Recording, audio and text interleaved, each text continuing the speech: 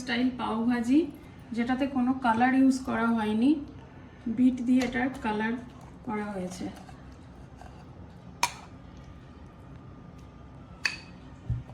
এটা পেঁয়াজের সাথে খেতে হয়, তবেই গিয়ে এটার টেস্ট আসে। আর উপর দিয়ে একটু ধনে পাতা দিয়ে দিলাম।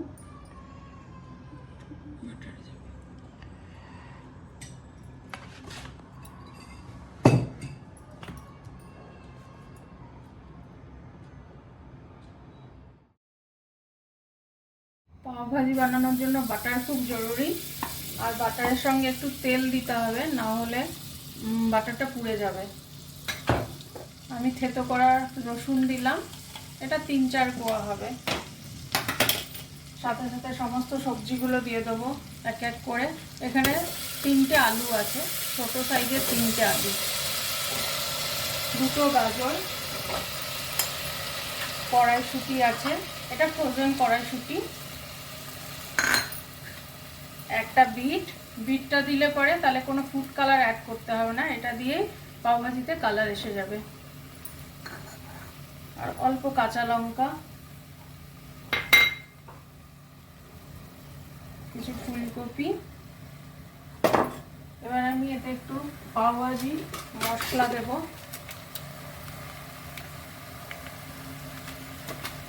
নুন দেব,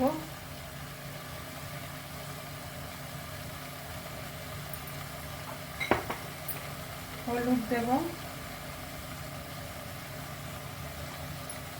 একটু কষিয়ে নেবো। এটা একটু কষিয়ে নেবো, অল্প কষালেই হবে, কারণ এটা আমি প্রেশার কুক করবো 2টো সিটি দিয়ে। ব্যাস হয়ে গেছে, এটার আবার আমি জল দিয়ে দেবো। এবার জল দিয়ে এটা প্রেশার কুক করবো। জলটা এমন দিতে হবে যাতে সবজিগুলো ডুবে যায়। দেখবো এটা কতটা হয়েছে। হ্যাঁ, এটা হয়ে গেছে। এটাকে এবার ভালো করে স্ম্যাশ করে নিতে হবে। এটা আসল হচ্ছে স্ম্যাশ করা। স্ম্যাশ করা হয়ে গেছে। স্ম্যাশ করার পর এটা এরকম থাকবে, একটু সবজিগুলো গোটা গোটা থাকবে, নাহলে পুরো হয়ে গেলে ভালো লাগবে না, গলে গেলে। আমার স্ম্যাশ করা হয়ে গেছে। স্ম্যাশ করার পরে সবজিটা এইরকম থাকবে, পুরো গলে গেলে কিন্তু জিনিসটা ভালো লাগবে না। আমি একটা এরকম সারফেসের কড়াই নিলাম। কড়াইটা আমার গরম হয়ে গেছে, একটু তেল দেবো। আর পাওভাজি মানেই বাটার, বাটার ছাড়া পাওভাজির টেস্ট আসবে না, তাই বেশ করেই বাটার দিতে হবে। বাটারটা গরম হয়ে গেলে একটু জিরে ফোড়ন দেবো,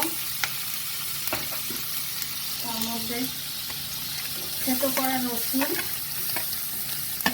আর আদা গ্রেট করা। এটা একটু নাড়াচাড়া করে, এবার নাড়াচাড়া করে রসুনের গন্ধটা বেরিয়ে আসলে আমি এর মধ্যে পেঁয়াজ দিয়ে দেবো। পেঁয়াজটা কিন্তু খুব কুচো করে এরকম চপ করতে হবে। আমি চপিং মেশিনে চপ করে নিয়েছি, এখানে 4টে পেঁয়াজ আছে।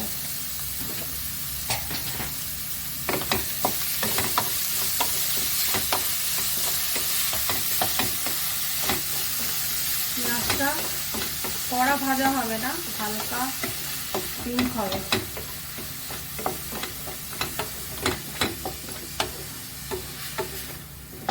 পেঁয়াজটা হয়ে গেছে। পেঁয়াজটা কিন্তু বেশি ভাজা হবে না, এরকম নরম হবে। এবার আমি এখানে শিমলা মির্চ দিয়ে দেবো। এখানে 2টো শিমলা মির্চ আছে।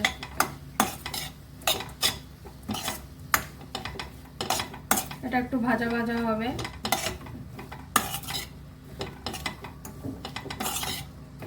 একটু নুন দেব, তাহলে তাড়াতাড়ি নরম হয়ে যাবে।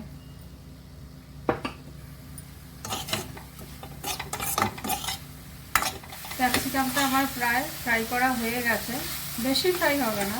এবার আমি টমেটো, 3টে টমেটো পেস্ট আছে এখানে, এটা ঢেলে দিলাম। পাওভাজির বেস কিন্তু টমেটো, বেশি করে টমেটো না দিলে পাওভাজির টেস্ট ভালো আসবে না, দেখতেও ভালো হবে না। হয়ে এসেছে, আমি কষিয়ে নিয়েছি টমেটোটা। এবার আমি এতে 2 চামচ পাওভাজি মশলা দিয়ে দিলাম। এবার খানিকক্ষণ এটা কষিয়ে নেব। এটা আমার কষানো হয়ে গেছে। এবার আমি যে সবজিটা স্ম্যাশ করে রেখেছিলাম সেটা আমি এর মধ্যে ঢেলে দেবো। এবার খুব ভালো করে এটাকে ফোটাতে হবে।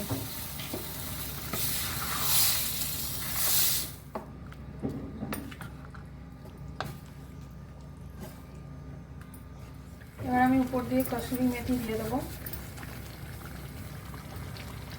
আর একটু এভারেস্টের রেড চিলি পাউডার দিয়ে দেবো একটুখানি রঙের জন্য। আবার জিনিসটা নাড়িয়ে দেবো। আমার পাও ভাজিটা প্রায় হয়ে এসেছে। এবার একে একে আমি একটু গোলমরিচের গুঁড়ো দিয়ে দেবো, হাফ টিস্পুন। একটু বিট নুন দেবো, বিট নুন দিলে কিন্তু টেস্টটা খুব ভালো হয়ে যায় আরও। আর সবশেষে ধনে পাতা, যেটা না দিলেই নয়। তারপরে গ্যাস বন্ধ করে আমি এর উপরে লেবুর রস দিয়ে দেবো। আমার পাও ভাজি কিন্তু রেডি হয়ে গেল।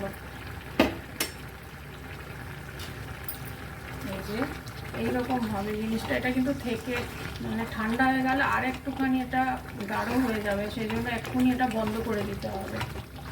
আমার পাও ভাজি রেডি। এবার ফ্লেভারের জন্য লাস্টে আমি একটু কাঁচা লঙ্কা দিয়ে দিলাম।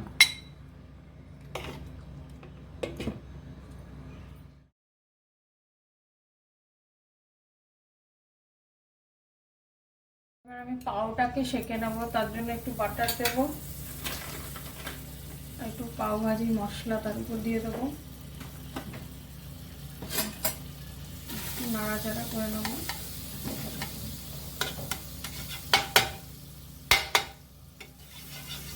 তার মধ্যে একটু ধনে পাতা দিয়ে দেবো।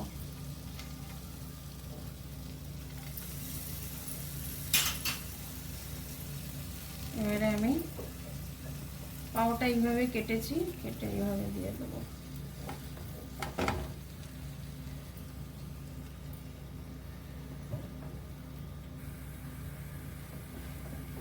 পাওটা আমার রেডি হয়ে গেছে।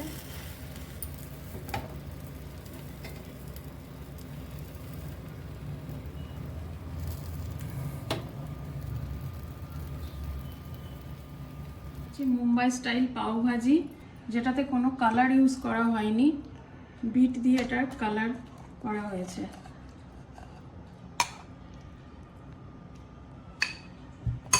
এটা পেঁয়াজের সাথে খেতে হয়, তবেই গিয়ে এটার টেস্ট আসে। উপর দিয়ে একটু ধনে পাতা দিয়ে দিলাম।